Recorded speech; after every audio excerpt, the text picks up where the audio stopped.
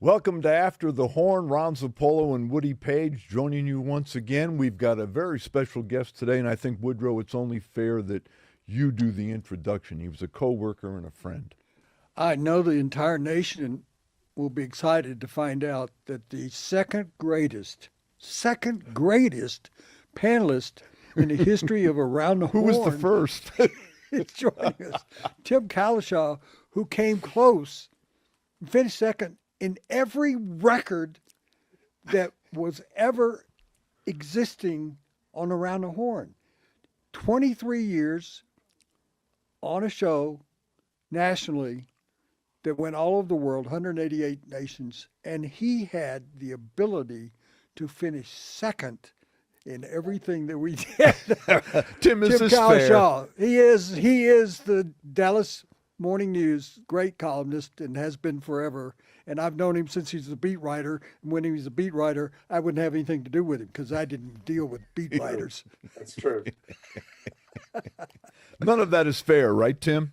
Woody could hear my footsteps. He knew I was coming for him on Around the Horn. I was doing more shows than he was at the end. He could see the writing on the wall or on the chalkboard. And so he pulled the plug on the show. He told ESPN, let's get rid of this show. Reality's no good. I'll do a podcast. So I finished number 2. I'll take it. Out of all the people that are on the show, for me to be number 2 is quite an honor. We've had Mina Kimes on the show, Tony Reale, and we've asked them both about the same question. What about doing the show, and you did it for a quarter of a century basically, that you miss about being part of that adventure that we had for so long? I mean, really, this part, the part before the show, the conference calls when we joke around, and then the part when we'd sit down and before we start rolling, Tony would always be late, so we'd talk for 15 minutes or whatever, and talking to the producers and talking to the other panelists, and the people you and I got to know. Some of them weren't even in the business when the show started, and some were, but it was just you were part of a national discussion, and it wasn't so much seeing the actual show because I hardly ever. After the first couple of years, I hardly ever watched it. Don't tell anybody. I hope that didn't affect the ratings. But just being in that chemistry 2 or 3 times a week. At the start, it was 5 days a week for you. It was 3 or 4 for me. But even through all those years, doing it a couple times a week, 3 times a week, 100 shows a year, 120 shows a year. I mean, it was, like you said, it was almost a quarter of a century. When you think about it, that's a long run, and it's just that part of your life is suddenly gone. Well, it's a great week, we believe, here to reunite you and me because the teams playing here in Denver this weekend are the True. Dallas Cowboys Yes, and the Denver Broncos. And Super Bowl 12. not only has this been a pretty good rivalry for two teams that don't play very much, and I'll get into that, but what has occurred in Denver and Dallas over the last couple of weeks has been beyond stunning almost.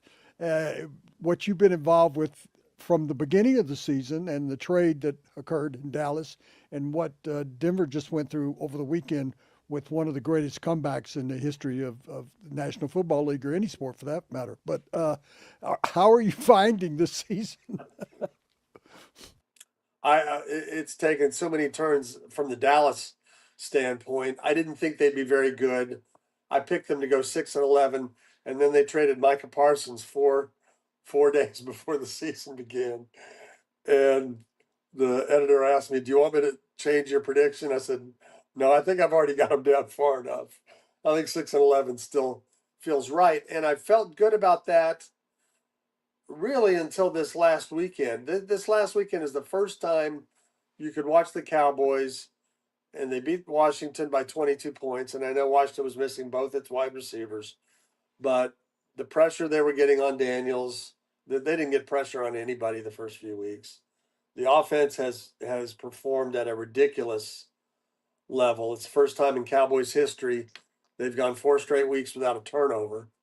and Dak has 14 touchdowns, and your old guy Javonte Williams has about 6. So the offense is scoring 32 points a game, and now there's some idea defense is going to show up. I'm still not convinced. I don't think I will pick them to beat Denver, but I think maybe Dallas is changing some minds, and maybe some other teams are going down in the NFC. In the AFC, I talked to Kevin Harlan yesterday because I want to know what he thought about the end of that Denver game, because he's called so many great games. And he pointed out to me that I didn't even know Denver's got, as you know, 2 losses. One they're both either by last minute field goals or, really close games. The Chargers were a late field goal, and the other one was, so they're not far from 7-0, although they don't strike you. I'm sure for 3 quarters you Tim, weren't thinking this should be a 7-0 team. Yeah, they've also the got a couple of wins the last 2 weeks by 1 and 2 points. So yeah, they could be 3 and 4. They could be 7. Hey, 7-0. Do you think that Dallas has fixed their defense enough? No. I'll stop you right there. I think you have to acknowledge Washington was missing Terry McLaurin, Deebo Samuels, a key offensive line piece. The running back is a rookie, even though he'd been doing well. Daniels left the game on the first possession of the third quarter, so there's no time to kind of make adjustments or right the ship. They just run the ball when Mariota gets in there. So I think it's too soon. I mean, they're a week removed from giving Rico Dowdle over 200 yards from scrimmage and 183 rushing yards. So I don't think fixed. I think they're starting to show they might get to be, if they could be like an average or below average defense, if they just got to get away from being 32nd in total defense and 31st in points. You can't win with that. If they could get to be in the low 20s in those things, their offense is good enough. They could be a team. Well, that division that Dallas is in, and people know about the history of the relationships between the Washington and Dallas team, the Philadelphia Cowboys series over the last years has been incredible, and it's really hard to put a finger on either that division or the AFC North. Yep. I mean, when you just go, right. What are the New England Patriots suddenly coming in out of the woodwork? I mean, for the last 2 weeks, for 7 quarters, the New York Giants have clearly been the best team in the division. They clobbered Philadelphia, and they got a 19-0 road lead at Denver. I don't know how that fourth quarter is going to affect a young team, but I think the Giants are even still a problem going forward. And Philadelphia, I don't know if they will run the ball all year. I don't know if Saquon Barkley in the running game will ever get going. Obviously, they can throw it and play defense. But yeah, that division has gone from Philadelphia Super Bowl champion and Washington NFC championship game to I think the best teams in the NFC are Detroit and maybe the Rams. Who knows? And I keep looking at the 49ers and I go, how are they tied for first place? I don't know how they're doing it. I don't think that can last. When you've lost Bosa and Warner, you can play with that for a little while on emotion, but that seems like too much. Hey, Tim, let me ask you about a couple of Cowboy players who I think are intriguing. All we ever heard about was that George Pickens was a problem in Pittsburgh, and it appears from afar here that he has fit in seamlessly in Dallas. Is that the case? Yeah, and I've written about him several times because, like Woody, I write the same column over and over and just try to disguise it because I've run out of ideas at this point. But no, I said this was the best offseason move they've made in the last 5 years. And there were people saying, you're crazy because Pittsburgh's happy to get rid of this guy. Off the field, on the field, he does weird stuff. Off the field, he's been a bad guy. But to me, a player like that is probably just frustrated because they've had lousy quarterbacks in Pittsburgh. He's not going to have that here. And the big thing that I thought about a lot is people say he's going to be disruptive here. For a player to really be disruptive, to be an Antonio Brown, a Terrell Owens, Ocho Cinco, whoever, those kind of receivers that can be really tearing up a team, you've got to be the best weapon on that team because that's what brings everybody down. Our best player is going nuts and we don't know what to do and we all sync with it. Here on a team with Dak and CeeDee Lamb, he's not going to be their number one threat. Now, he got to play great while CeeDee was out, and he's a great number two. But, you know, if he went into his own shell or his own world, I think they would just ignore him and they would play somebody else. So I don't think that's even a worry here. The concern here with him, there's only one for me from the beginning is you're either renting him for a year or you're going to have a second $30 million a year wide receiver after this year. And that's hard to do, but because he's free.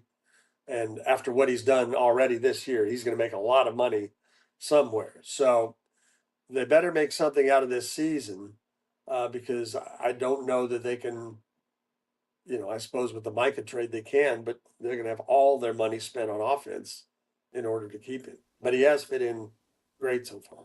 Who was the other player you were talking about? Because I wanted to bring up Williams. That people here thought, Yeah. Javonte oh Williams. man, Dallas has just gone out and landed a turd.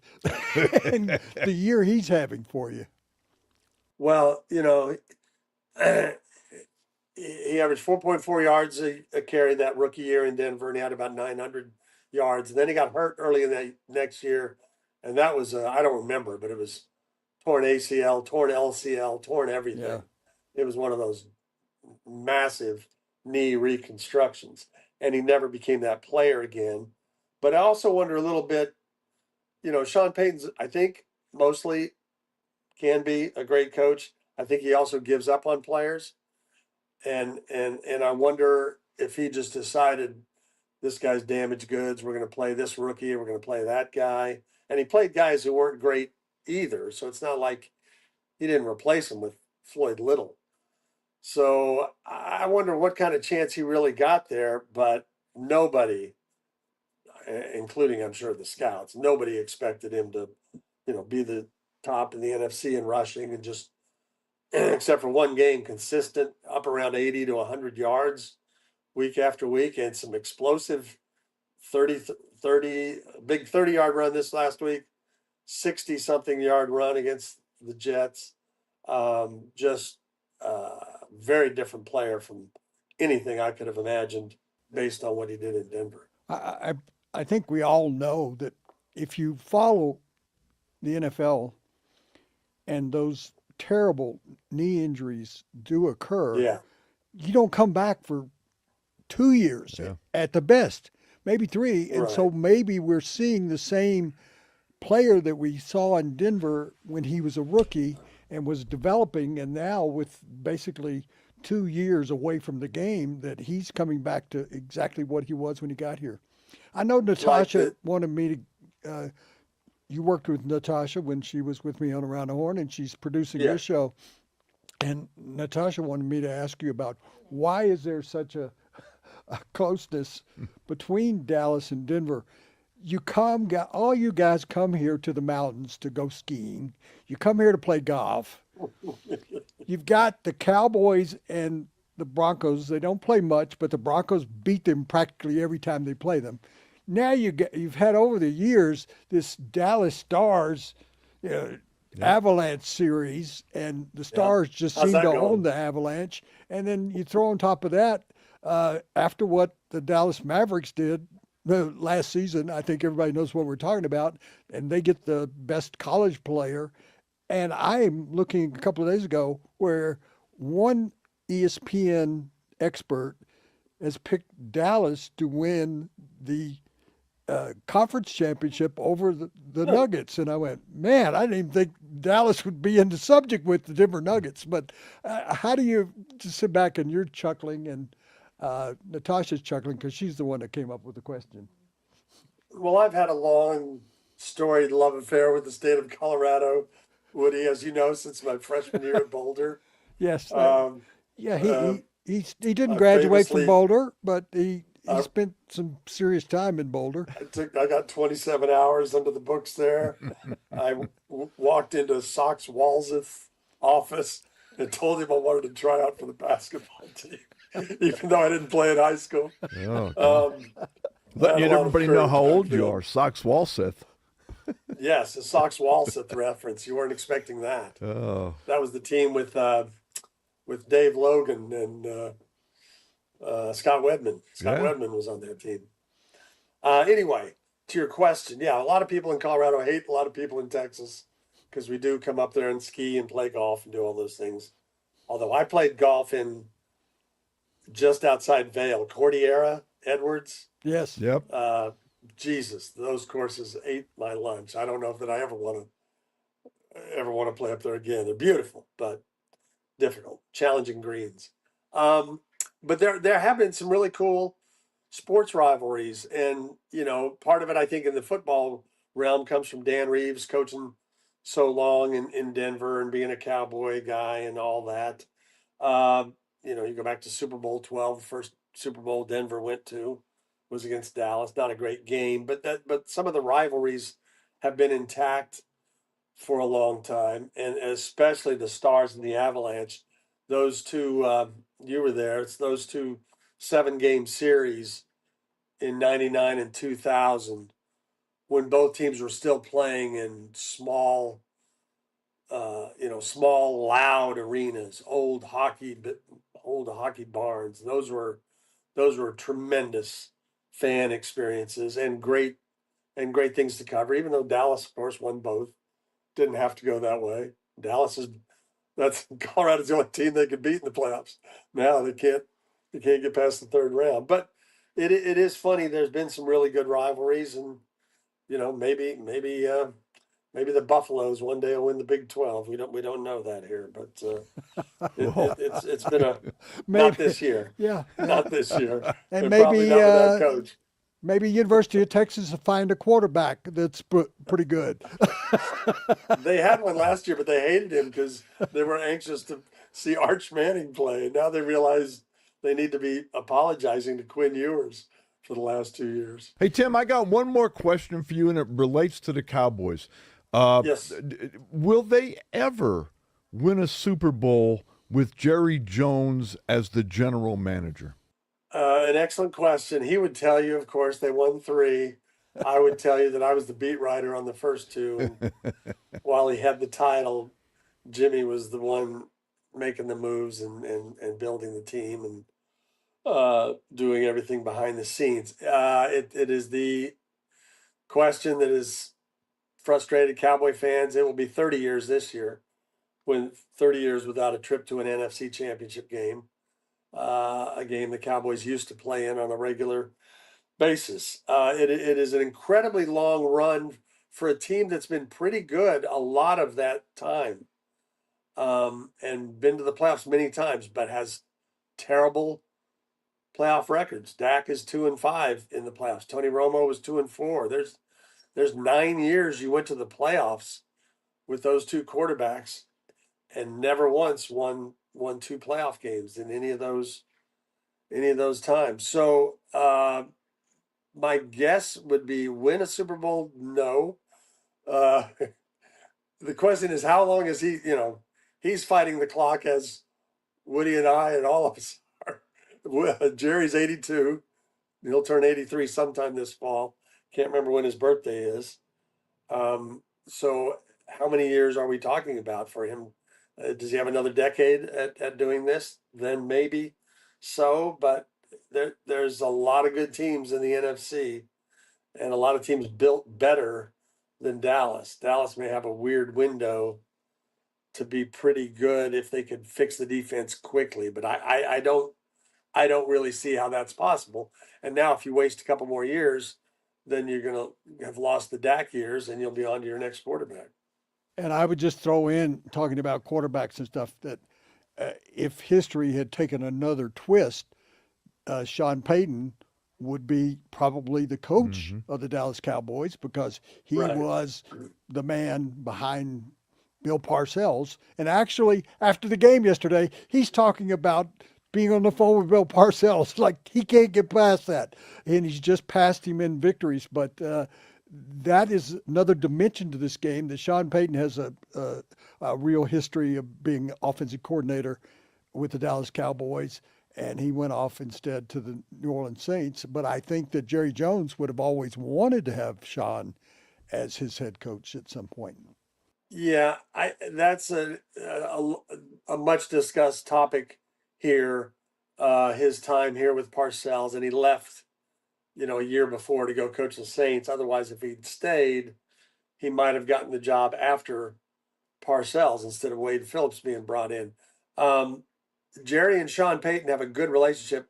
Would Sean still have a good relationship if he worked for him? I'm not sure. I don't know that Sean. I know he has friends here and stuff. I don't know that he ever.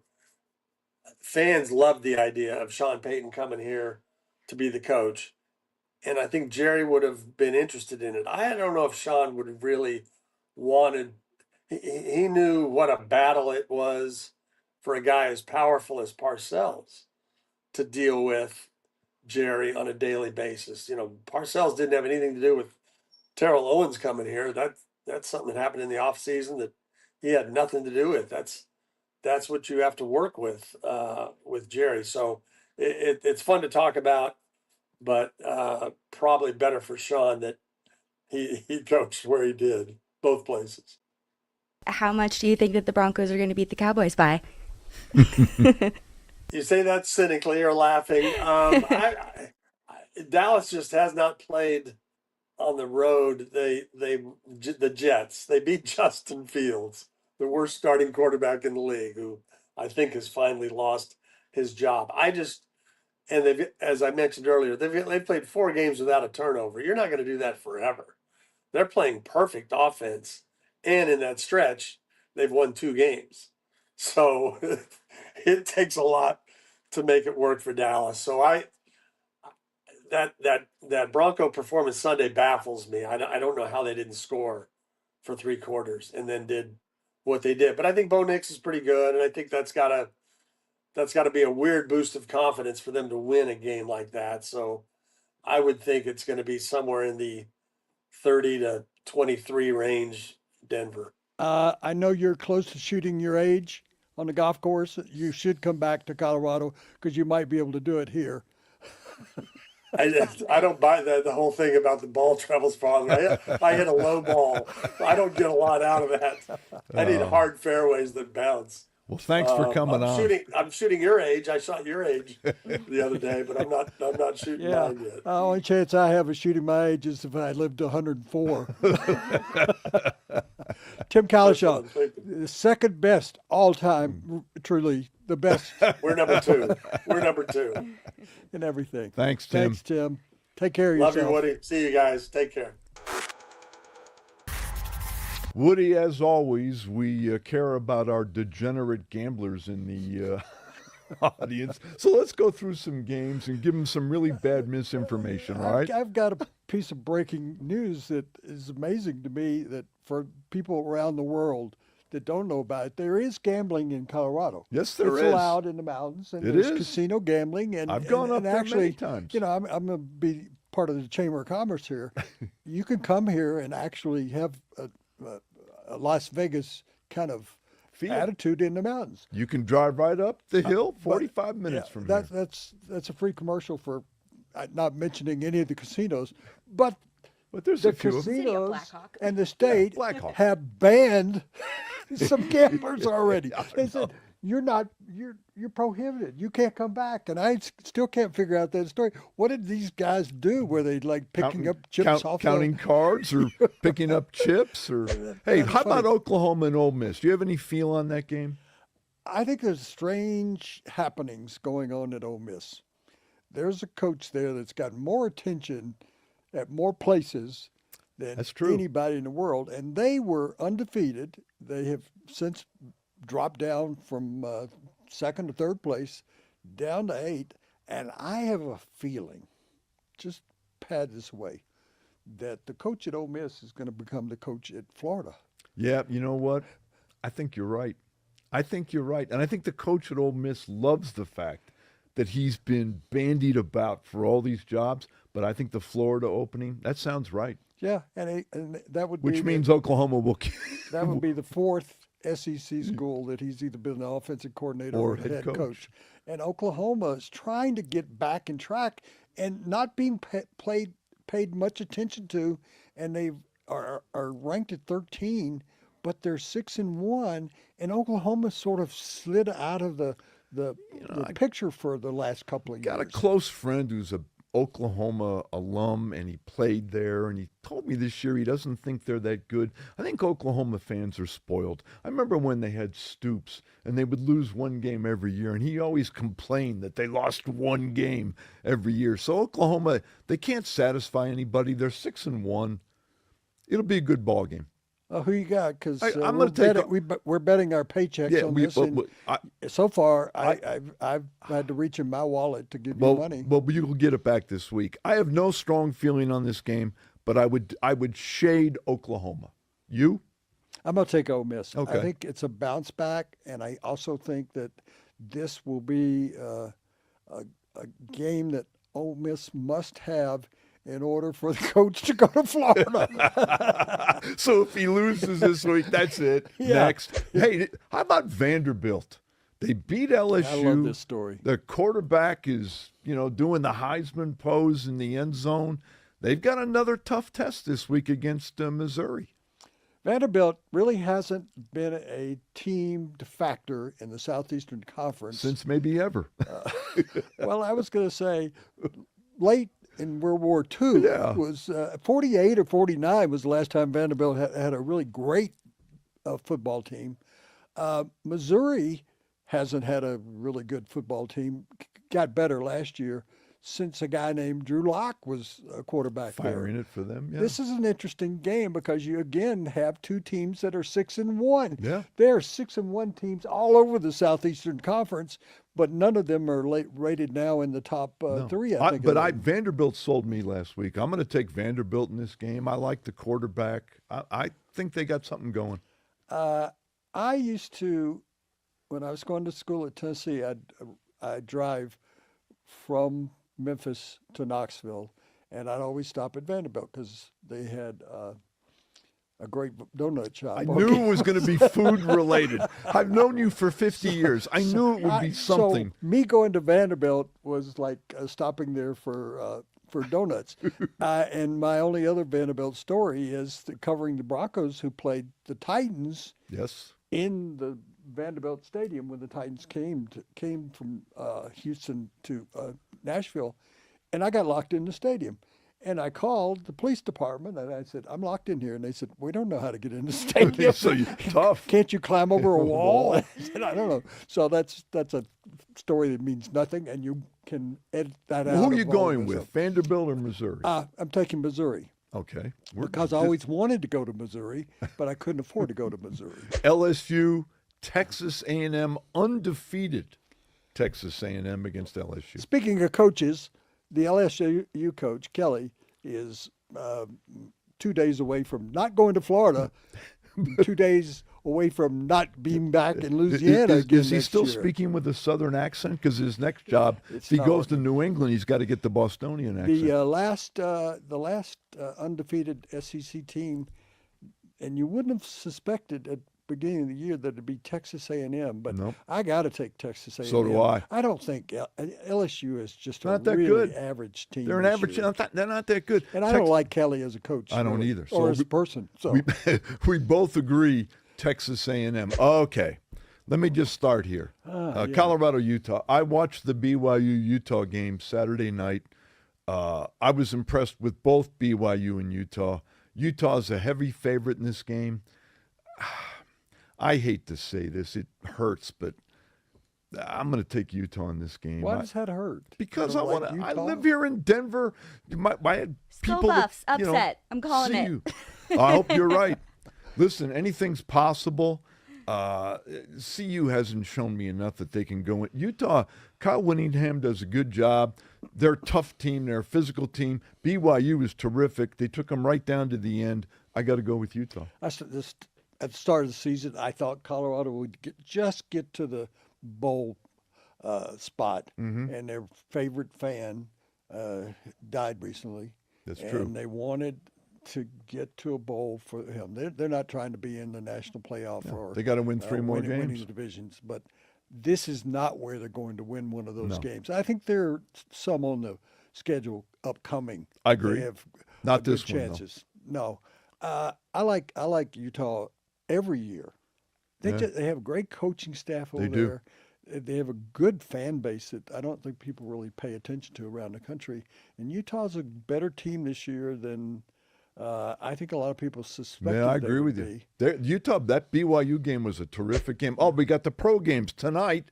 The Vikings at the Chargers. Let me ask you something. What the hell has happened to the Chargers? Well, I ask you, what in the hell happened with the Vikings? So I picked The to Eagles, beat the Eagles beat them. They bounced back as I knew they would. Okay, the Vikings are surprising me because they don't look any good to me. No, they And don't. The last game, they didn't look any good. The Chargers don't have a running game. I thought that, everybody thought this was going to be for years and years, Sean Payton and Harbaugh, Yep. the two guys that were really the finalists for the Denver Broncos Exactly. job, and they both end up in the same division. And last year, the Chargers were stronger than and Harbaugh than the Broncos. I think the Chargers are a suck team. I don't know the other way to put it. I don't think they're any good. I am going to go back to the Vikings and pick them again because Okay. I don't think the Chargers. You clearly are making, like the Giants defensive coordinator, the same mistake twice. The Chargers are not any good. They are a suck team. But this is a circle the wagons game for Harbaugh. They have to win this game or the season is going to float away. I'm going to take the Chargers. I'm going to lay the 2.5 that they're going to beat the dog Minnesota Vikings. Skull. Hell, okay. I don't know. Cowboys, Broncos, maybe the game of the day. Maybe the best offense this side of Kansas City comes into Denver, Woody, to play a team that I thought had the best defense in the NFL, but my confidence is shaken with that. I'm not really worried about the Broncos defense. I would like for their players not to get suspended by attacking official referees. That would after help. the game's over. Yes, that would That's help. a good time to get a flag thrown. Especially for a guy who got a lot of money and hadn't played yet. Yeah. The offense scares me. And two weeks ago, and I saw it show up on YouTube again in passing, that I said to you at that time, I'm still not sold on Bo Nix. I'm not sold on the offense. I'm not sold on Sean Payton. And I said this the first show we had. Sean Payton was the worst play caller during the exhibition season. They let the quarterback coach call the plays. They let the offensive coordinator call the plays. He called them, Sean Payton did, the last game of the exhibition season. He was the worst of the three guys. We saw a dull, boring screen offense. When I mean screen offense, he's in love with the screen pass.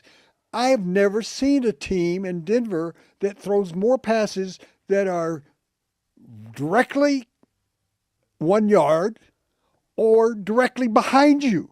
I know. He doesn't want to run the ball, and I don't understand why. He reminds me, and you and I were there. Yeah. Dan Reeves wanted Same John Elway to play it conservatively and win at the end. He wanted And to win John- every game 20-17. Yeah, and John Elway wanted to be aggressive. Bo Nix wants to run the football. He wants to throw downfield. But if you watch that game for the first half, forget about the third quarter. The first half, I saw 17 screen passes. How many passes did you see to Sutton down the field? Maybe 2 attempts. But I'm seeing R.J. Harvey getting passes, winging out for 2 yards. I'm seeing Bo Nix throwing the ball backward. I mean, it could be described as I a thought it fumble. was a poorly coached game on both sides. Before we go, Steelers and Packers. Well, I'm picking Broncos, by the way. I'm going to take the Broncos, Yeah, too. take the Broncos. I'm going to take the Packers in this game. I don't think the Steelers are any good. I think we saw that against the Bengals. I think the Packers started hot, had a little lull. They're pretty good. I'll take the Packers. And I'm going with the Steelers. Okay. I still have faith in. I thought Aaron Rodgers played a great game. He did. He just got beat at the end. But Joe Flacco played a little bit better, but they both played well, especially for two That's guys got to be over 40. embarrassing to Rodgers is to be beat by Joe Flacco. By another 40-year-old guy.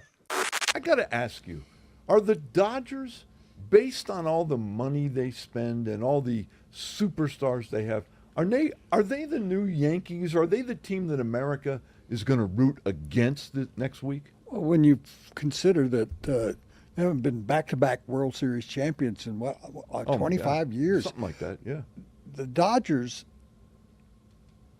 payroll is so considerable. It's When you enormous. add the tax they have to pay, it's over $500 million. And they come back, which I think is a great point, and they say, We got to start over. I'm sorry. no problem. Sorry. There was a little technical thing at the beginning. That's We're all right. all set now, and we can restart. Thank you. Okay. All right, and let's I'll set you up I'm same like, way. okay, well, perfect. Now I have the clock. Anytime?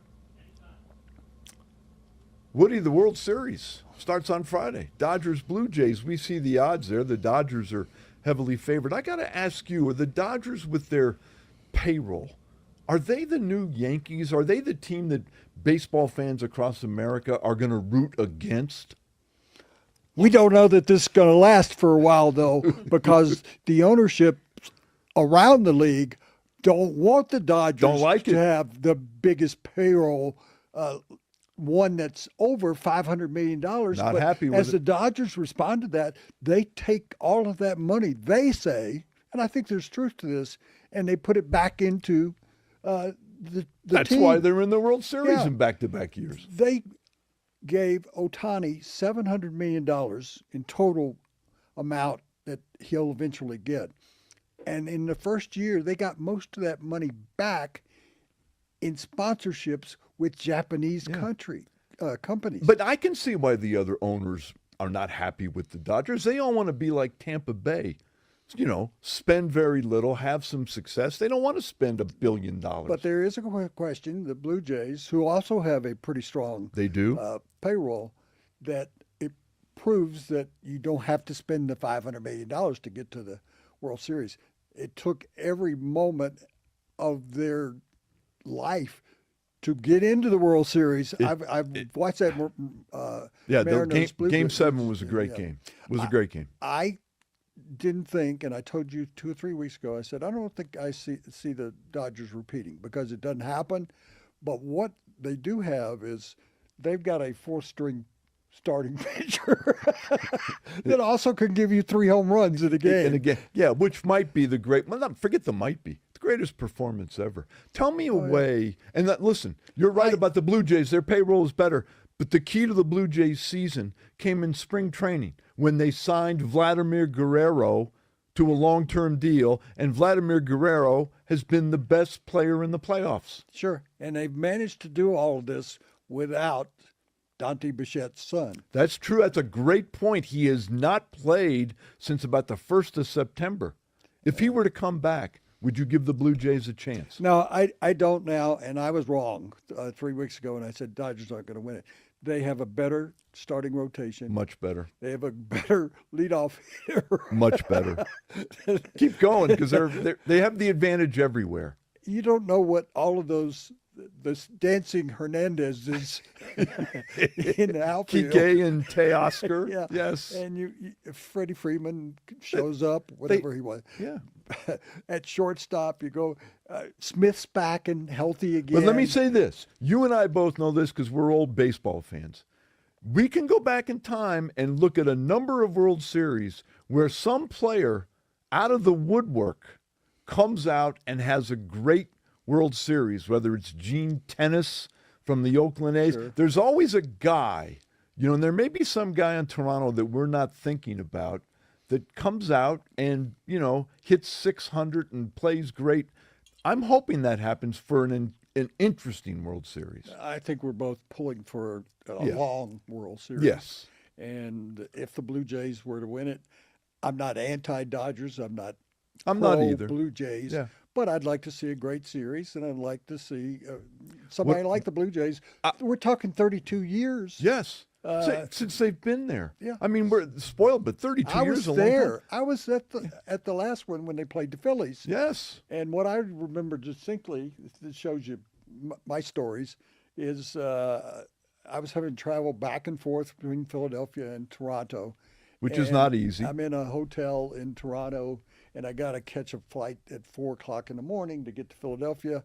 And there's a wedding reception in the room next to me all night long.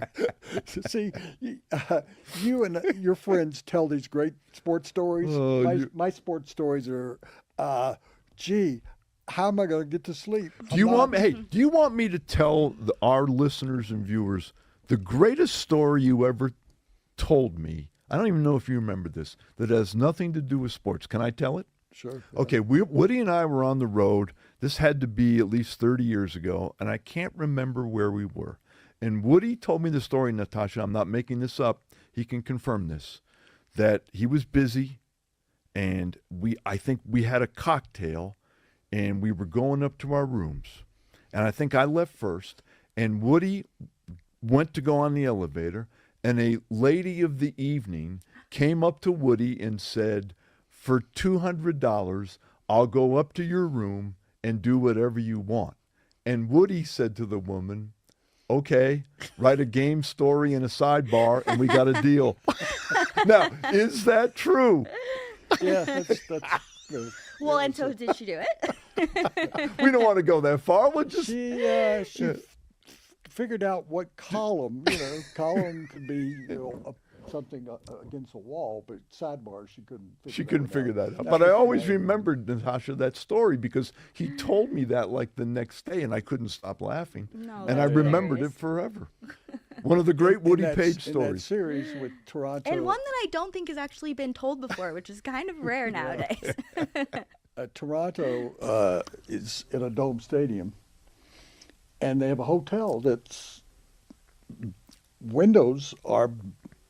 Oh, that look over Yes. the. Oh, They look okay. over Yeah, over those the are ballpark. cool. And so I'm there for the opening game of it may not have been the opening game. I think the series opened in Philadelphia, the first World Series game in Toronto.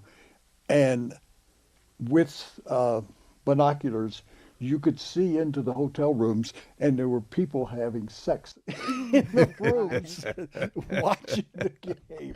And that is a true story. On that note, we're both picking the Dodgers, right? Yes, but we're hoping that it's But we're a long hoping season, 7-game series. We And, don't want to see what the Dodgers did to the Brewers in the World I think Series. we've got a great competition. You talk about who's going to be good. I don't think it's going to be somebody that's coming out of the woodwork. I think it's going to be one of the two guys Guerrero, who've had Springer. incredible postseasons and are great superstars. Yeah, Guerrero, Ohtani. Hope it's a great series. We agree on that.